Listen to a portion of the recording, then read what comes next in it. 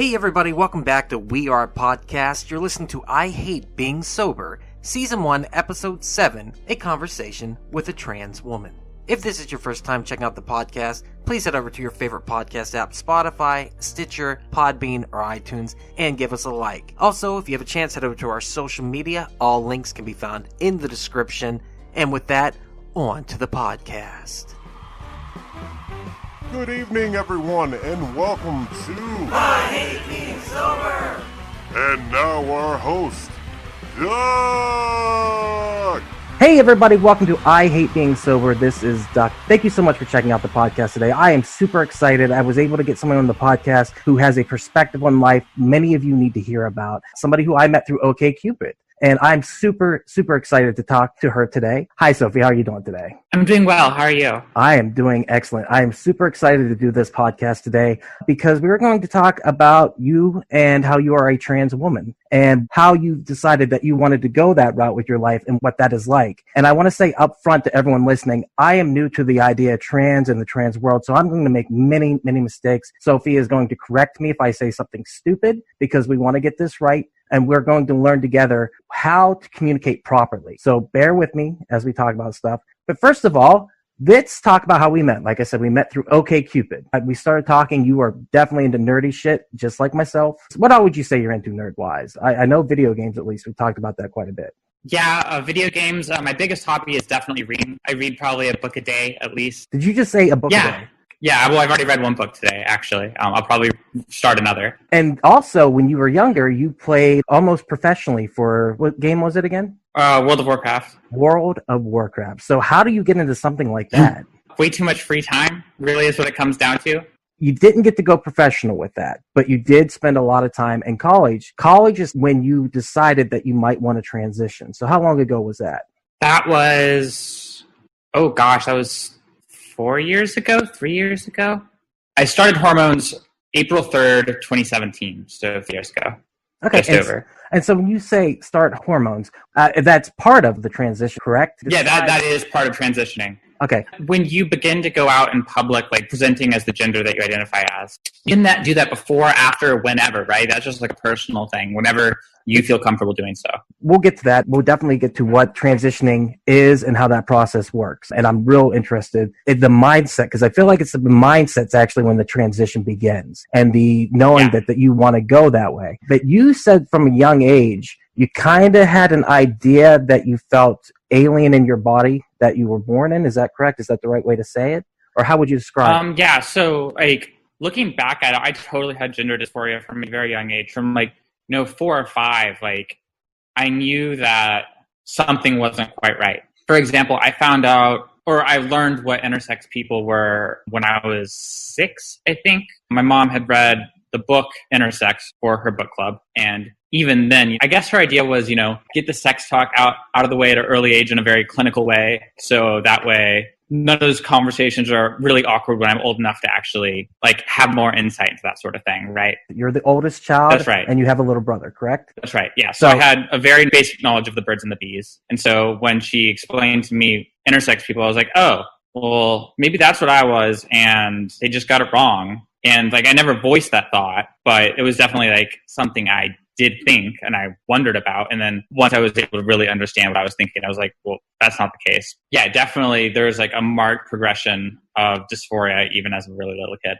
So an intersex would be somebody who's born with both female and male, correct? Well, some sort of ambiguity. There's a whole host of different conditions, right? There's people that are born instead of XY chromosome or XX chromosome, they could be XXX or XXY, or they have ambiguous genitalia, like you said, or their body doesn't process estrogen or doesn't process testosterone. So you can be born XY, but if your body doesn't process testosterone, you'll still grow up, you'll have ovaries, you'll be a woman in all ways that matter, you just won't be fertile. Wow, that concept I'd never actually heard until now, because it always we look at it as black and white. We kind of look at female, male, and we were kind of raised in the time, especially my generation, I'm about 10 years older than you, even down to the fact that blue is masculine and pink is feminine. And we know that that's not even true. We know that was a marketing thing that happened in the early 1900s, that they used those two things in color ads to actually distinguish the two, and it became like a norm. But there definitely are those. When I was younger, I was teased because I liked My Little Ponies and Care Bears.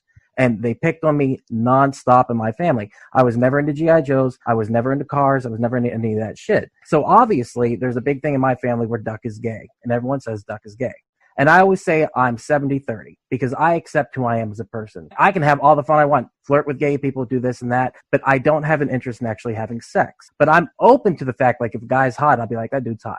I'm very super comfortable with who I am as a person. But that came through pain and struggle and going through that because I was teased throughout my entire childhood for this. As you can hear, I have a little bit of a lisp too. That adds into it. Did you struggle with that at all when you were younger? Did you go through any of those growing pains where people teased you, picked on you, or did you try to hide it?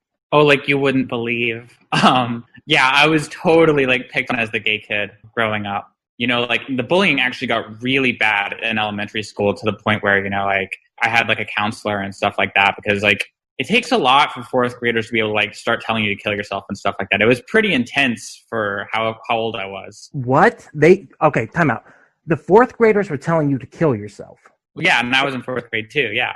What the fuck was that like? So you already knew kind of in the back of your head that you were going to be struggling with this. The idea. Now, was it all consuming, the idea of not sure which gender you wanted, or was it just something that was there and you kind of... It was just background noise. And part of it was I didn't know enough to know that something was wrong. I just thought that everyone felt confused, right? It's sort of like you don't know you have bad vision until someone puts glasses on your face. So like you just think everyone sees things that's blurry. And coincidentally, I also wear glasses or contacts. Oh, me too. I gotta have them. But yeah, so like, and I knew that I was bisexual at a very young age. I had crushes on boys and girls in first grade and kindergarten. What was that like? Were you able to state that, or was it awkward? Was it really weird that you would have to go? Well, I didn't know that it was wrong.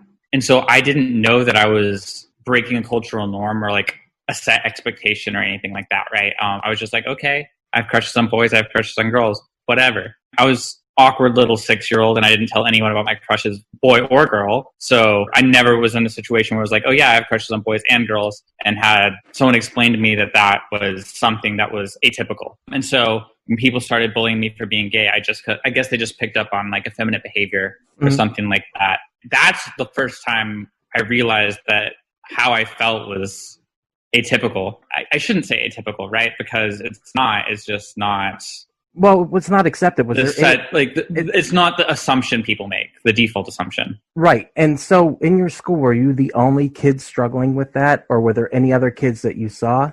In elementary school, I don't know. In middle school and high school, yes, there was a trans guy in my grade. At one point, he was more or less disowned by his parents. And when he came back to school, you know, I guess his parents had accepted him because he went by his male name. He went, like, the teachers called him boy and all that. But the bullying from the kids was merciless. It was really, really harsh. And then, you know, there were a couple out gay kids and they got it too. Ironically enough, like, it's a stereotype, but one of the most outspokenly anti-gay bullies came out himself after we graduated high school. All right, time out. Okay. So he was going against you probably because he had hatred for himself. Is that what it was? Or he couldn't accept himself? Yeah, he was very, very religious.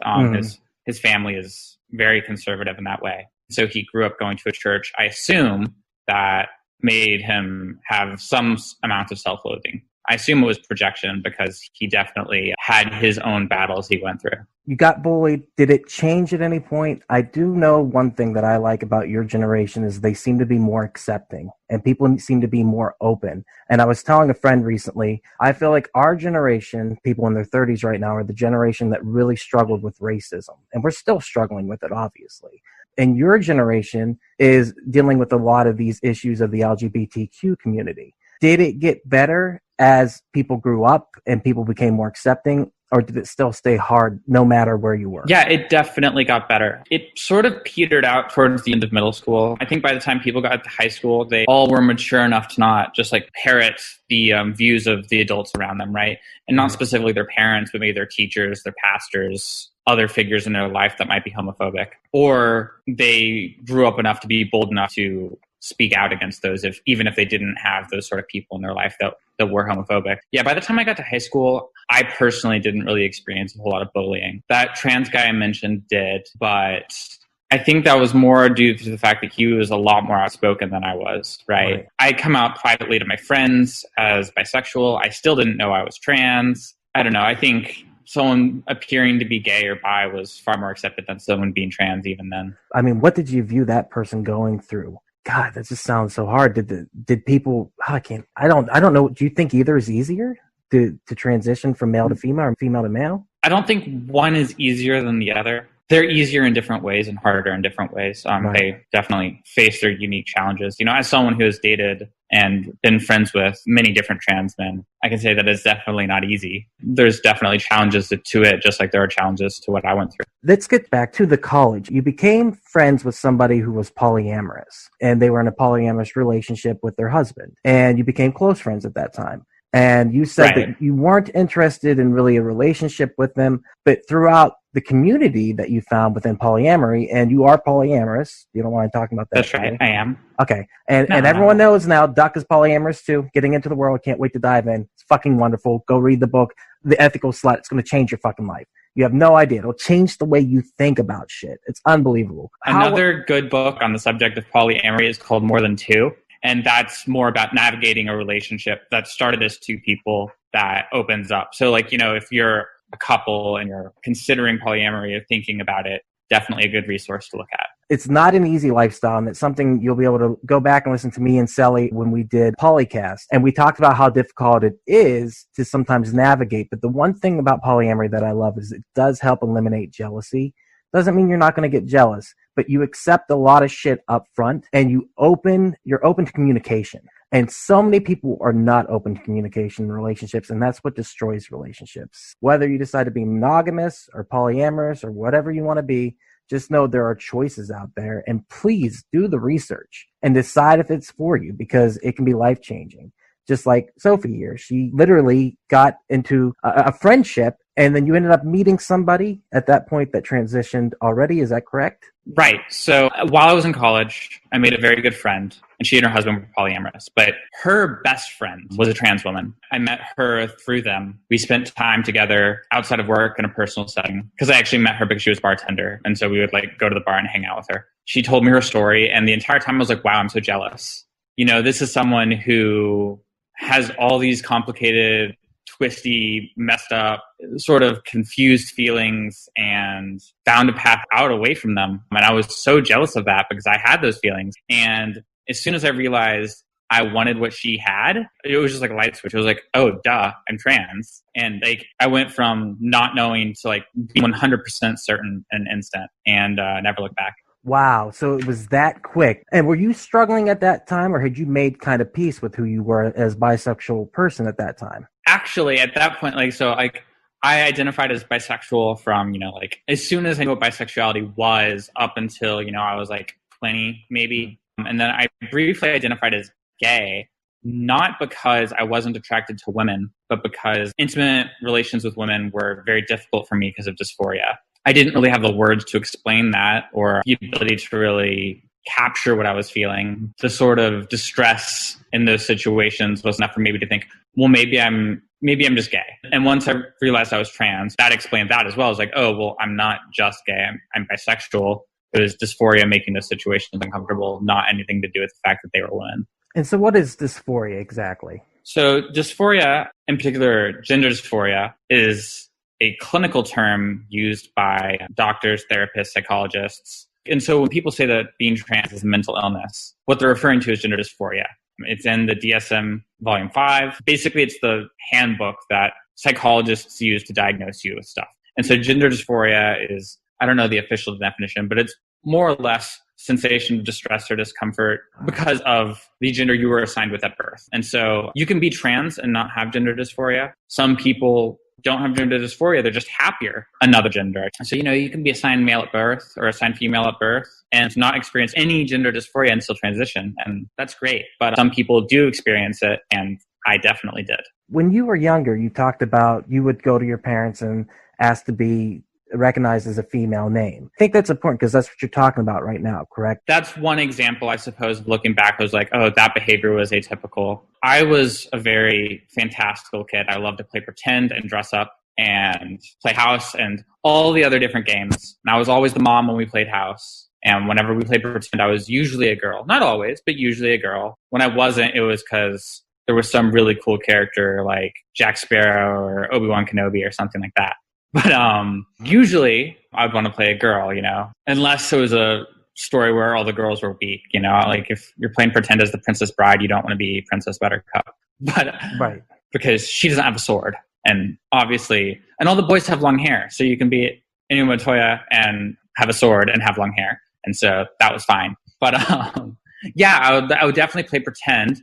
And, each day I would pretend to be a different character. And more often than not, they were a girl. And I would insist that everyone called me by that character's name. I woke up and I was Pocahontas, and I went to school and I was still Pocahontas, and my teachers didn't entertain it, but my best friend did, and that's what counted. Yeah. And then I got home and I was still Pocahontas for the entire day. Hell yeah, that rocks. So the whole day you were in that fantasy world, did you feel more comfortable that way whenever you were saying that, or was it just... Oh yeah, absolutely. That's awesome. You had somebody who had your fucking back on that. That's what best friends are for. They always got your fucking back no matter what you want to do. If you don't got one, go get one, my friends. That's all I'm saying. They will love you regardless. The other thing I was going to ask, did you tend to have long hair when you were younger, or did you have the short haircuts? I had a crew cut until I was 11 or 12, around that age. My dad just cut my hair at home. They didn't want to go spend money on a kid's haircut. When I got older, I grew it out a little bit, but even then, before it got long enough to really make me feel feminine, or I didn't know that was really what I was going for at the time, but I knew I wanted it longer.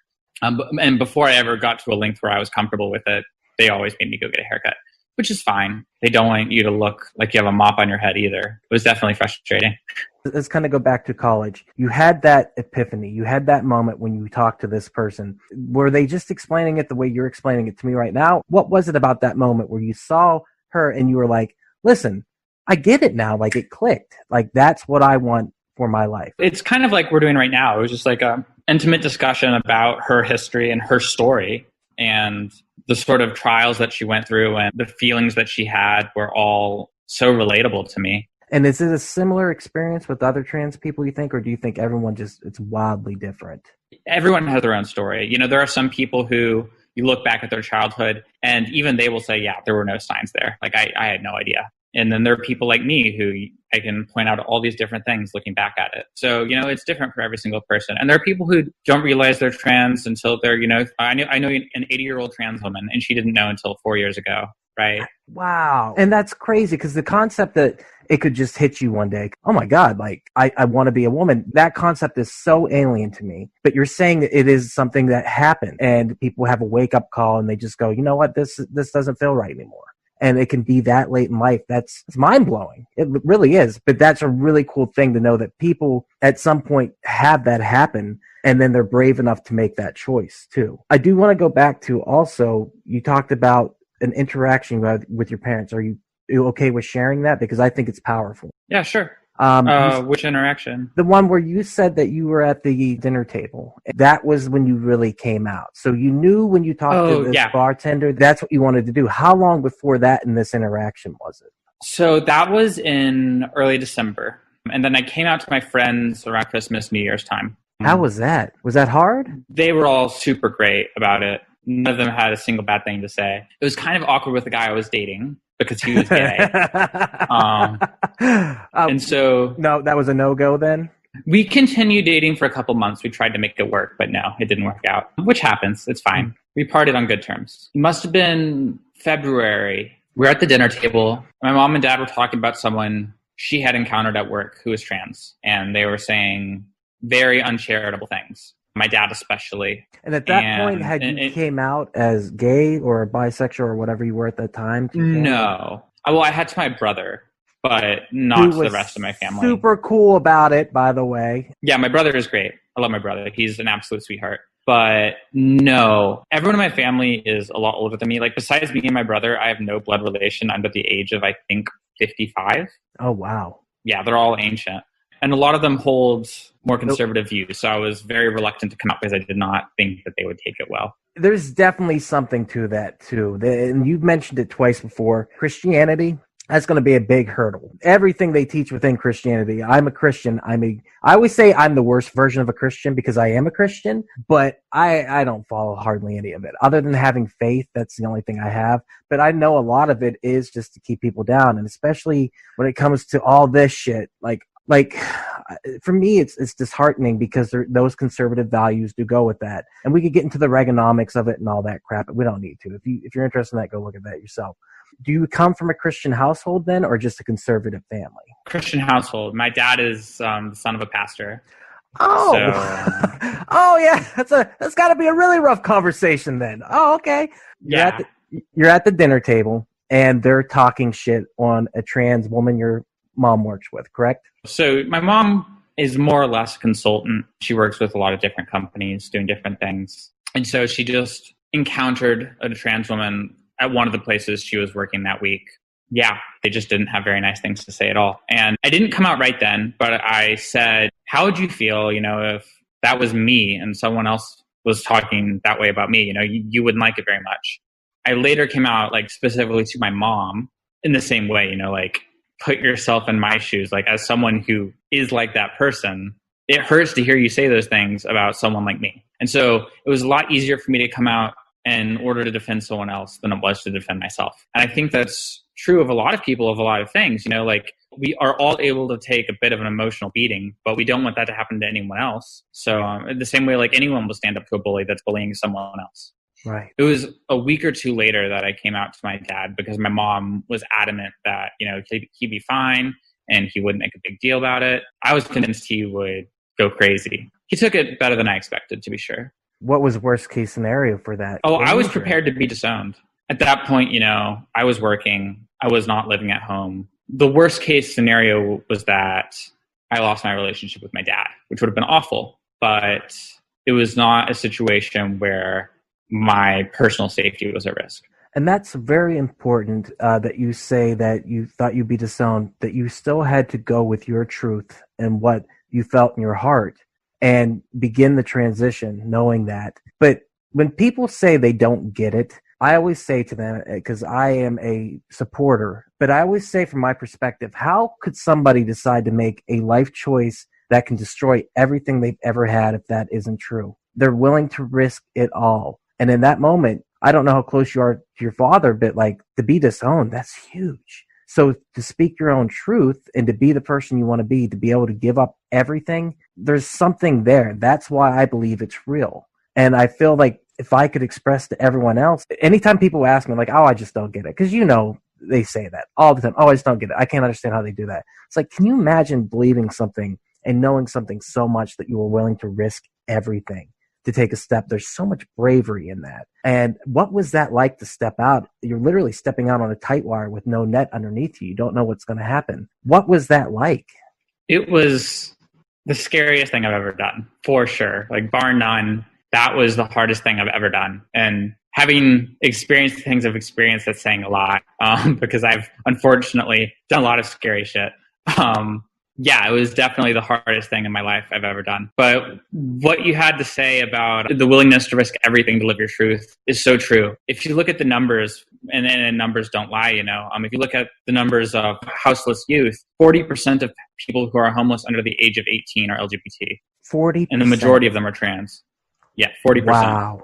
Wow. That's just pure insanity. And where do people go? Because they've got to start that life that they've waited so long to be part of and to come out. Oh God, I can't even imagine. I'm 35 and I barely fucking know who I am half the time. To be that adamant at a young age and know, because there are people who do know and they're ready to make that choice. Where do people go whenever they don't have homes to go to when they're under the age of 18? There are shelters. There are older people in the trans community. I briefly let a girl stay with me when she didn't have a place to stay, and I basically took a trans guy in. He was able to stay at home, but it was not a safe home. So yeah, there are people in the community that, once they're in a position to, definitely help. And some shelters will let us stay. Shelters by the Salvation Army are definitely a danger, but any other shelter will usually let you stay. Well, let's talk about that real quick, too. The danger aspect of it. How dangerous is it to be trans? We know that in Dallas alone, a woman was killed for the simple fact that she was trans. More than one. It's insane. Why do people do it? Out of hate, out of fear, out of not understanding? Is it dangerous to be yourself? Yes, especially for trans women of color.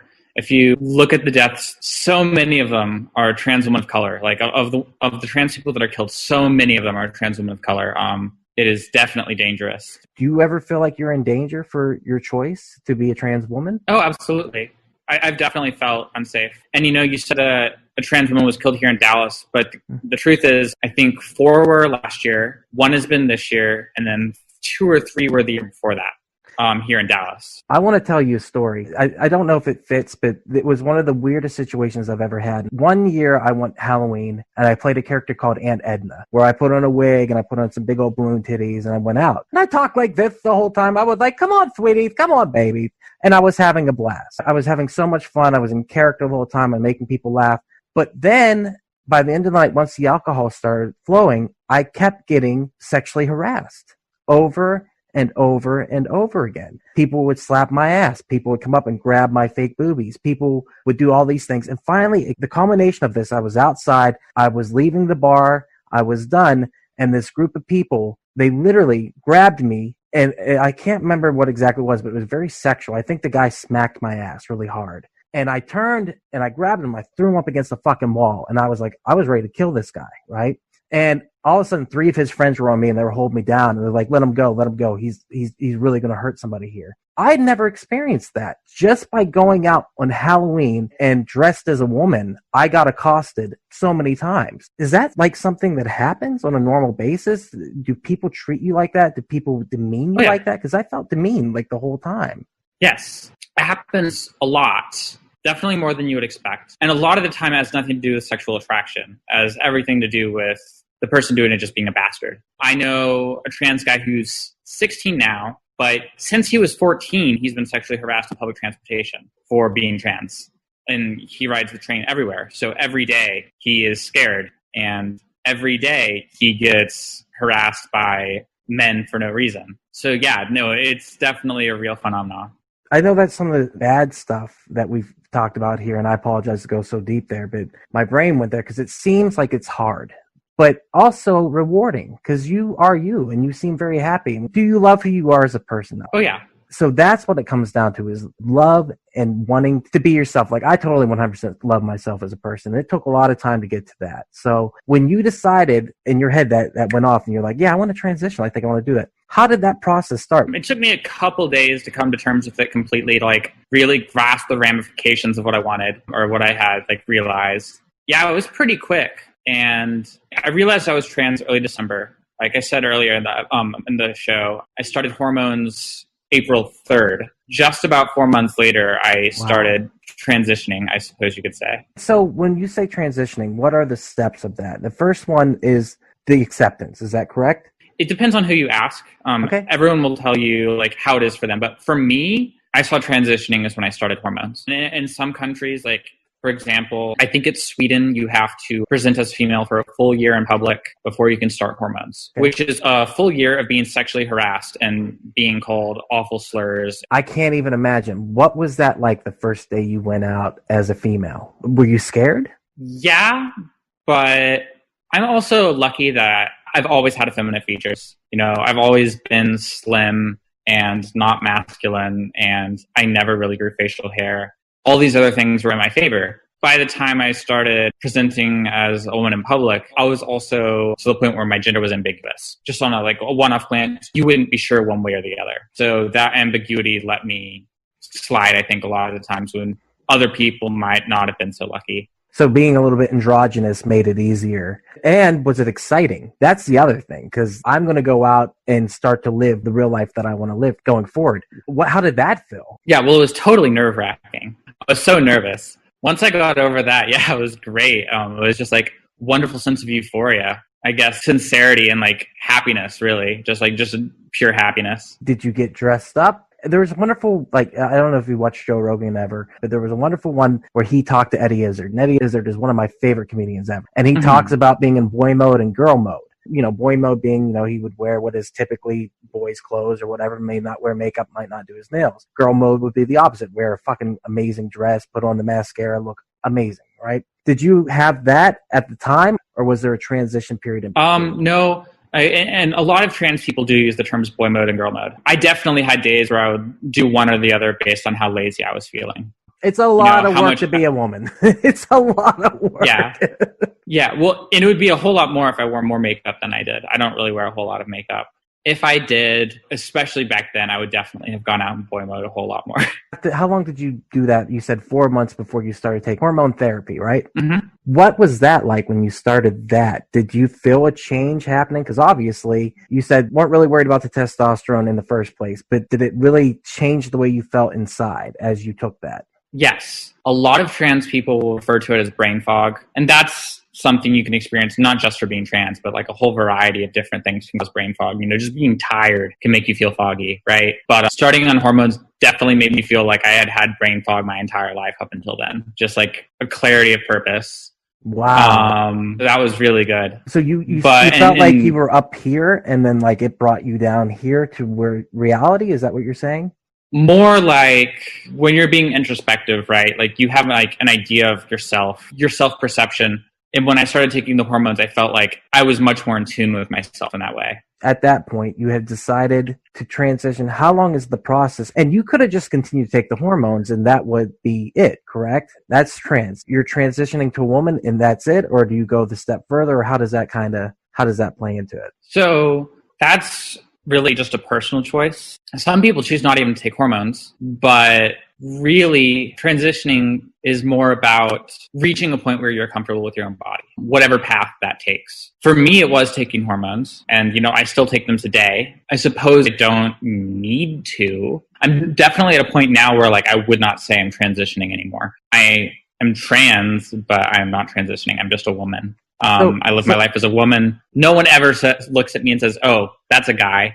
I mean, just talking to you, like throughout this, like I see you as a woman. This conversation, the whole time, I'm like, oh yeah, totally, I get it. And at first, I wasn't sure, when we first started talking, because we never talked before. But now that we've had this conversation, the whole time, I was like, oh yeah, like I get it.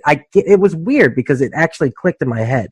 I'm like, holy fuck, like, is that a state of mind that you get into at a certain point where you're just like, I'm over here now. I'm a woman. I was a man at one point, and then I had this.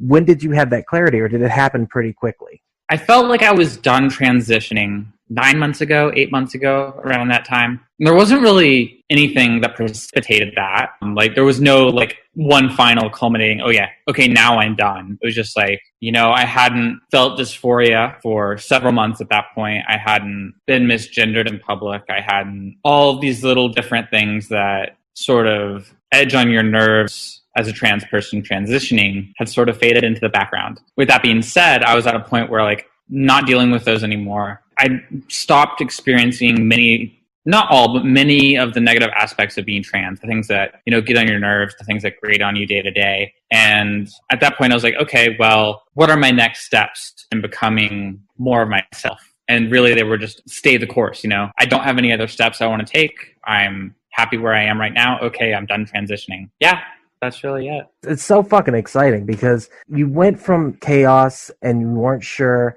to a life where you're happy with who you are as a person. But I do want to talk about, and I know I keep bringing it back to the negative, but it's how I relate to the people who are going to be listening and people I can talk to after. Mm-hmm. How can we make this better for trans people or anyone, but especially like any people in LGBT community? We are dealing with that right now. There's one more letter too, isn't there? LGBT. What's the last one now? Often they add Q to the end. How can things get better? Because obviously that is like, there's minorities. And like I said, my generation is dealing with the racism. Things are bad still, and they're really bad, but we're working towards it. Your generation is working to, the rights of LGBTQ community. What can we do? Those people who identify as straight, those people who don't get it, those people who are conservative, how do we reach out to them and say, listen, there's so many ways to live your life. You've got to change your mindset. What can we do to help? So the two main struggles that trans people, in particular, LGBTQ people as a whole, experience that are particular hot points, right? That's housing insecurity and employment insecurity. And right now, we're all dealing with those things. Very few people have a secure job at this point, and those that don't have a secure job probably have insecure housing too, or are only a month or two away from having insecure housing. But that is especially true for trans people. Like I said earlier, 40% of homeless youth are LGBTQ, and shelters, we can't go to any of the Salvation Army shelters. They just won't let trans people in. Why is that? That's not quite true. Some of them do now. I want to say that some of them do. Some of them do not. It's because they won't let trans women into women's shelters. I guess because they're afraid of sexual assault. Okay, let's talk about that real quick. This shit is ridiculous, okay? As a person who is identifying as a woman going to go out and hurt another woman, it's the most ridiculous. I don't know what the answer is, this whole bathroom thing. I don't have a problem with multi-gender bathrooms, but at the same time, would you feel more comfortable if it was that way, or would you prefer that we keep it separated? What is your perspective on that? Well, I personally have no issue with mixed gender bathrooms where we just have a lot of stalls, right? Like that would not bother me personally. However, I think the answer is obviously go into the bathroom that you identify with. I also think that the answer is make stalls that don't have cracks in the sides of them, right? The only way anyone's going to know anything about the business you're doing is if they're trying to peek on you, Yeah, right? And if they just make stalls that you can't see through the corners of, then the problem goes away entirely. Right, and I can do my drugs in peace finally. That's all I'm trying to say. I'm trying to do some cocaine in here, people. Leave me alone. That is the biggest thing, though. Like, right now, that is something that I think they blow out of proportion because they want to confuse the conversation. And I think that that's a huge issue that we have is people always want to look at this one little thing and then they nitpick on that, nitpick on that, nitpick on that. And then we're ignoring all the important shit over here. And that, I think, is truly dangerous, too. Sorry, you said housing insecurity and employment insecurity within employment. What exactly does that mean? So with housing and employment insecurity, it is because there's no federal law, and in most states, there is no state-level law protecting trans people from discrimination. And so that means you can be evicted for being trans. You can be fired for being trans in most states. Wait, time out. There's no law that protects that? That's not protected under ethnicity and age and all that shit? Well, that's the thing. Some circuit courts say it is, and some do not. And so it just depends on what state you live in. I think it's 14 states that those are protected rights. And in the other 36, or maybe it's 34 that they're not protected. But I know it's somewhere in the 30s of number of states where if your landlord realizes you're trans and they don't like trans people, they can just be like, yeah, you don't live here anymore. Here's all your shit. I apologize. I'm utterly shocked. I thought we were beyond this shit now. That's no, shocking. And Texas is one of those states. Oh, well, I mean, it's so weird because Texas is the state that helped legalize gay marriage. Like, Texas needs to make a move to do this again, obviously. That's pure insanity. Like, when you said that before, I was just like, oh, it's got to be covered under that list of shit. It just makes sense that it's covered under it. How does that change? Does legislation need to go through? Where does that even begin? Are there people pushing for that at this time? Yes, there are. However, here's an interesting tidbit. A lot of cities have laws protecting trans people in Texas. So, for example, Plano, Fort Worth, they both have regulations that in those cities, housing and employment are protected.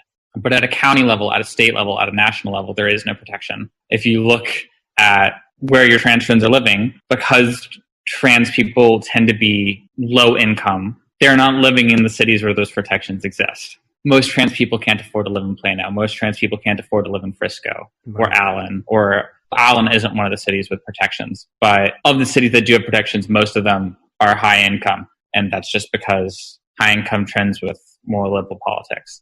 But unfortunately, trans people trend the other way because of employment insecurity. Something like 1 in 3 trans people is unemployed or underemployed.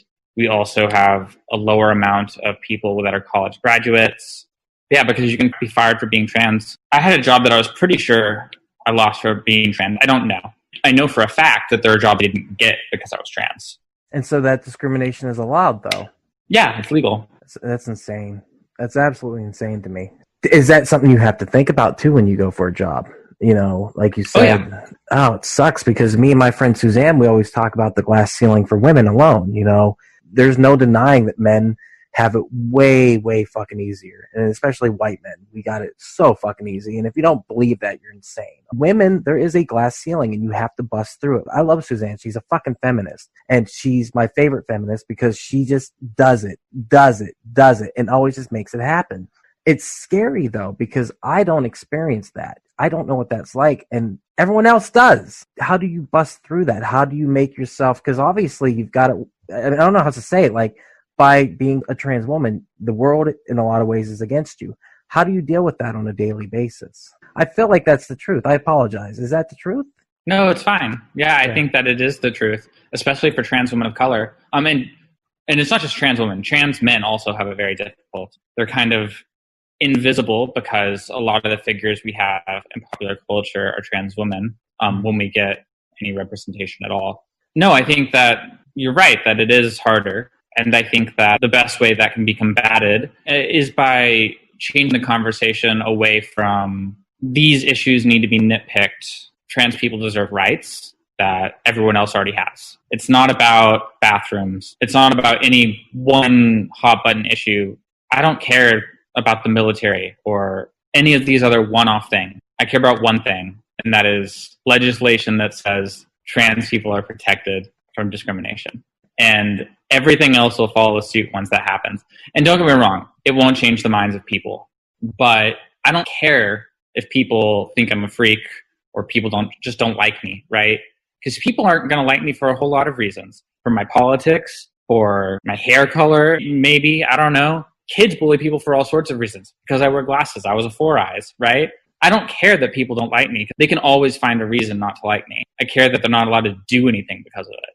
I think that's true too, and you said something that's very valid there. Kids are mean, and I've said that my whole life because I was bullied incessantly, like I said at the beginning of our conversation. And I was bullied because I was fat for most of my life. And it was hard. It was really, really, really hard. And, you know, there were days I wanted to fucking die. And it was just because I was overweight. I can't imagine having all this on top of that, like how hard it is to deal with that and struggle. The one thing that I can do as a person who's overweight, I exercised and I got in shape. And then things still didn't get better because guess what? They found another reason to hate me. They will always find a reason to hate you because that's what people do. And some of it is taught. Me and my friends always talk about a lot of hatred is taught by parents. And the nice thing is you can break free of that. If you're being taught to be racist, you can fight against that. If you're taught to be homophobic, you can fight against that. If you're taught to think anyway, and it just doesn't feel right, you can fight against it. But truly, do you think bullying is an important part of growing up, or do you think it's something that is a huge issue at this point? Oh, I think it's a huge issue.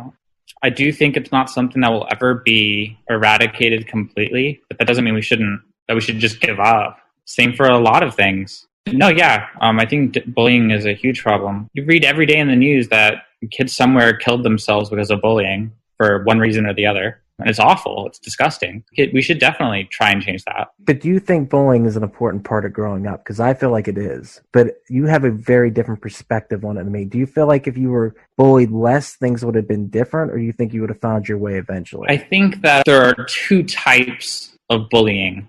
One is malicious, and the other is kids not knowing how to say your behavior is inappropriate and you need to change. So if you're bullied because you have bad hygiene and people say, haha, you have sweaty armpits, you have BO. That's not a bad reason to be bullied. That's kids not knowing how to say, tell your mom to buy you some fucking deodorant. Yeah, it's bad. It shouldn't happen. But that's kids not knowing how to use the tools at their disposal to constructively criticize. And then there's bullying like, you're a loser, you should die. And that's obviously bad. Or, you're fat and you have no friends. Or you're a Four Eyes and a nerd. Or whatever it is, right? And those things are obviously not constructive. And so I think it's a matter of intent, I guess I should say. Yeah, I think that there can be useful effects of bullying. But I think that bullying itself is not something that we should appreciate. Right. The only reason I appreciate it is because I lived through it too. But there were plenty of people who didn't. And there were kids even in my high school who you would never expected it. And they took themselves out for whatever reason. And you can never put I still to this day, I'm just like, it sucks because you realize they're not here anymore. And these are people I interacted with on a daily basis or do in passing. Mm-hmm. You know, I was never big on the bully thing. I liked, like you said earlier, to protect the other people. So when I was in 12th grade and I saw people picking on my school was a really small school. So I was going to say the 7th graders, which sounds weird, but the freshmen, you know, I'd be like, let's not haze these kids. They're just kids. Like, why are we doing this? And because I got bullied, I became the protector of those who were bullied. And that helped me kind of see the world in a different way. So for me, it was both a positive and a negative because I wanted to die. I did. I really did. There were days, I've said it before, those kids who take those guns to school, I could have been one of those kids if I didn't have a friend who protected me, because that friend had my back, and because they were positive. All it took was one person being positive on me. Who knows what would have happened? And it's terrifying to think that.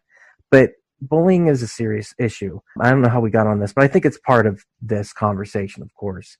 I apologize. I'm emotional right now. I did have a question for you. I apologize. We were talking about, you were saying what's important. How can people get involved into helping in all of this and getting rights for trans people, especially so they're protected at their fucking job, for Christ's sake, which is insane to me still. How does that go forward? I'm not putting a lot on you. I'm sorry.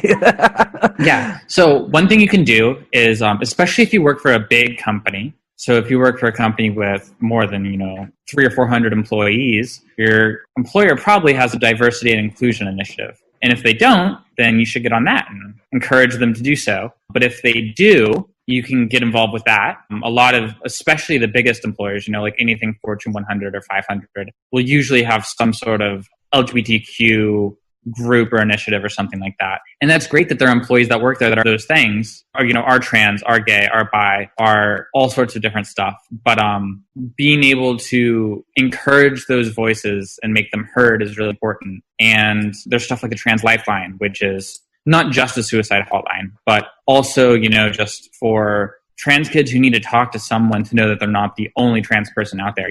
People who are struggling. I think it's the Trans Lifeline that can also help you find money for changing your name or changing your legal gender. But that costs money. There are a lot of okay. Like now, $300. Changing your name, I knew cost money. I thought changing your gender, you could probably just put it on the thing. How much does that cost? $300. So $300 each, or is that combined? Changing your name is $300. Changing your gender is $300. If you do them together, it is also $300. So Okay. if you do them separately, you're out $600. If you do them at the same time, you're out $300. That's only the case if you do it in Austin. If you do it anywhere else in Texas, it's the full $600. What? Why? Because Austin, the Travis County Court gets enough trans people that they have someone who basically does it full time, because people drive from all over the state to do it, because your petition has to go in front of a judge and they can approve or deny it. And so they can just deny your petition to change your legal gender. So, and there are judges who do. There's a judge here in Dallas who basically every time says, no, you're not doing it. You get to keep being legally a boy or legally a girl. It just depends. So a lot of people will drive to Austin. I drove to Austin to do it just to be on the safe side, because who knows what judge you're going to get. Luck of the draw. I didn't want to be out $300 twice. So people can't see this. because My they mind have is blown over here. Like, I'm literally like shocked by this. Sorry, go ahead. And so they have, in Austin, they have standardized petition that does them both at once instead of having to do two petitions. Oh, it's crazy. I mean, on top of everything else, it does cost a lot of money to do this, but I'd never even considered that it would be that difficult. What we were talking about before, I'm so sorry.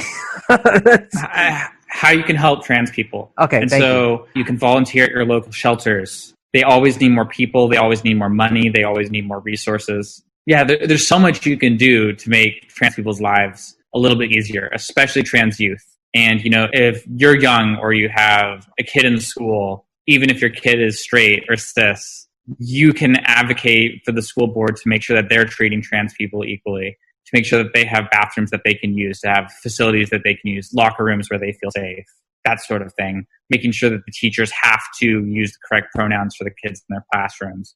Let's talk about that real quick. Proper pronouns. That seems to be a big sticking point for people. What are proper pronouns for, if somebody identifies as a woman, she identifies as a man, maybe he, but I also know that's changing where there's we, or what are the new ones too? A lot of people use they, them. A lot of non-binary people too, but also men and women do. There's also neo-pronouns, which I won't get into because they're a little controversial, but they, them is very common, and people are reluctant to use it because for some reason they think it should not be singular. But singular they has been around in English since the 1500s. Shakespeare used it a lot, actually. He helped popularize it in English. And you do it all the time when you don't know someone's gender. I don't know anyone under the age of 40 who says he or she when they don't know who someone's gender is. They just say they. So the mailman dropped off a package. Yeah, they did. Yeah, he or she did. You don't know anyone who says that. Right. I mean, maybe your grandma might or your parents might.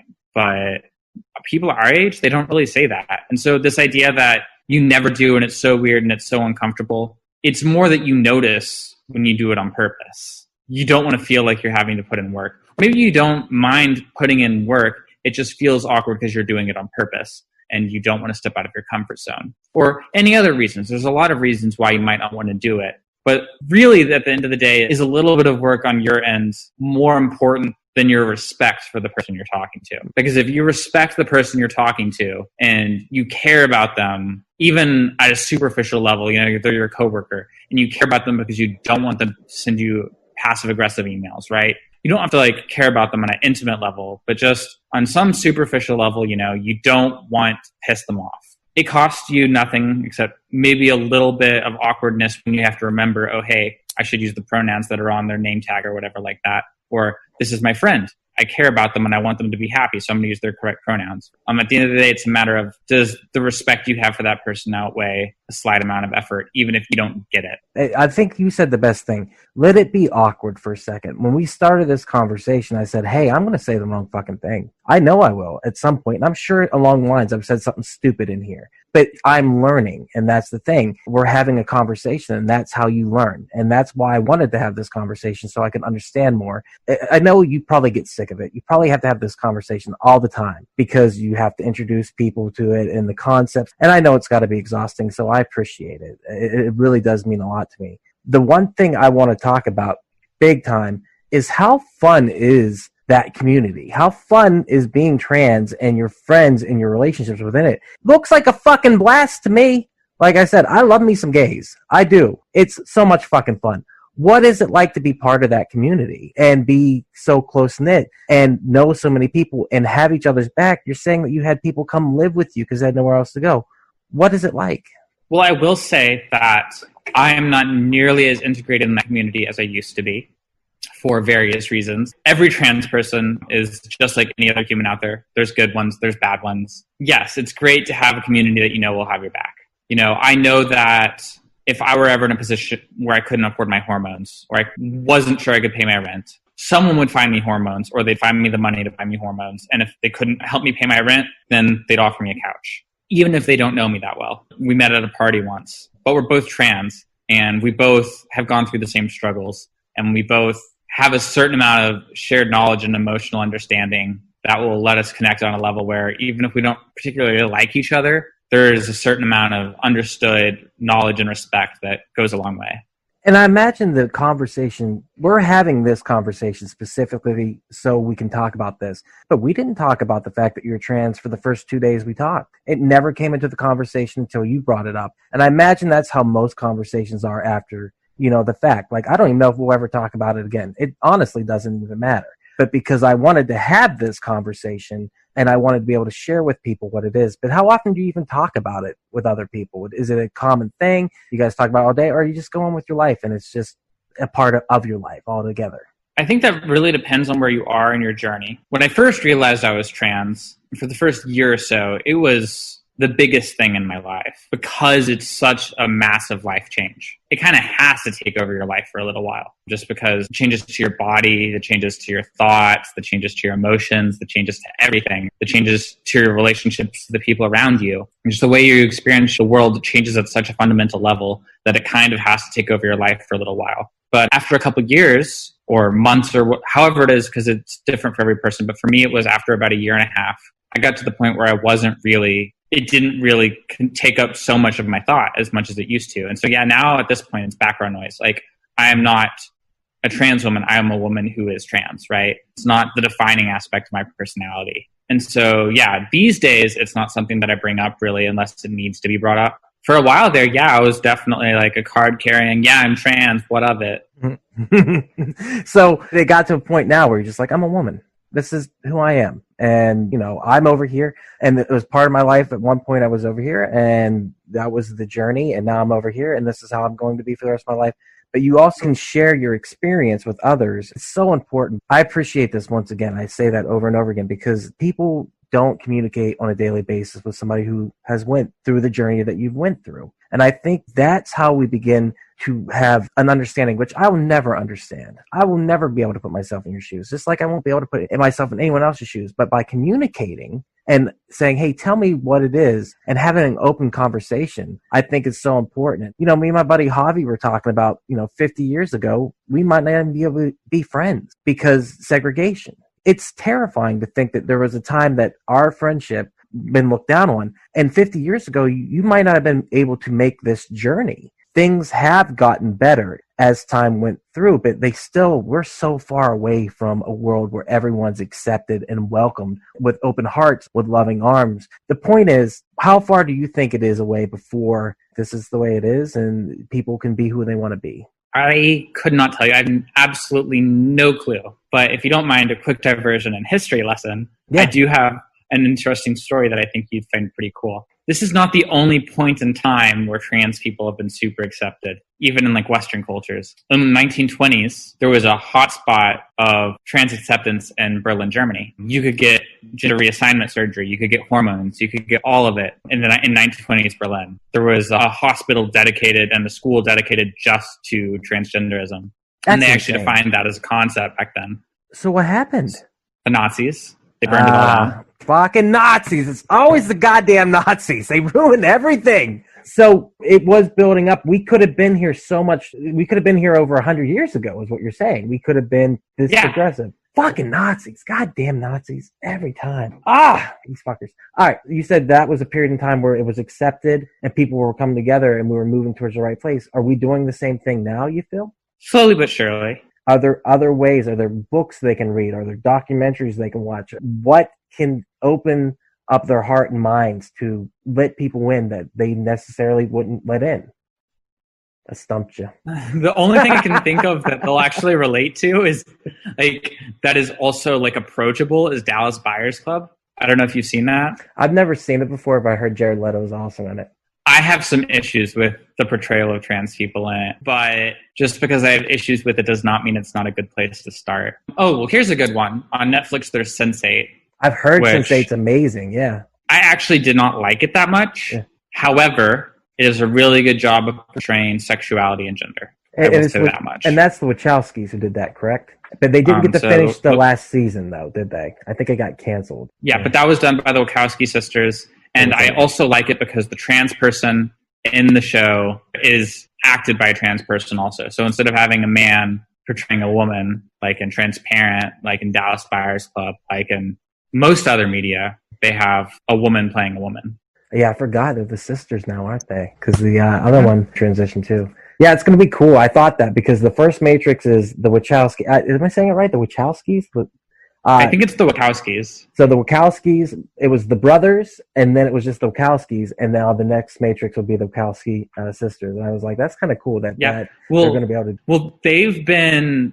The first Matrix was a metaphor for coming out and discovering you're trans. Seriously. If you look at it, even the metaphor of the red pill and blue pill, back in the late 90s, the estrogen pill they prescribed to trans men was red, and it looked like that. And Prozac, which is what they prescribed a lot of trans people who were in denial and went back into the closet, was blue. And so you want to go back and just have your mind tricked into thinking everything is happy and good, take the blue pill. If you're willing to step into a world of the unknown, take the red pill. The entire thing is a metaphor for their story. Wow, because Larry transitioned into Lana at that time, correct? It was between the two movies. Yeah, shortly afterwards. Yeah, it's crazy. I would love to have another conversation about that because I know you're into sci-fi too, and that would be fucking awesome. But other than that, I think that we've covered everything. I want to say thank you so much for having this conversation with me and really explaining it to me. But yeah, thank you so much, Sofie. It's been awesome talking to you. Yeah, absolutely. And this I've had a good time. This has been so cool, and hopefully we can have another conversation and get you on some of the other podcasts too here soon.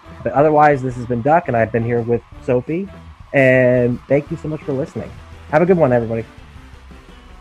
And there it is, everyone. Thank you, Sofie, so much again for having this conversation with me.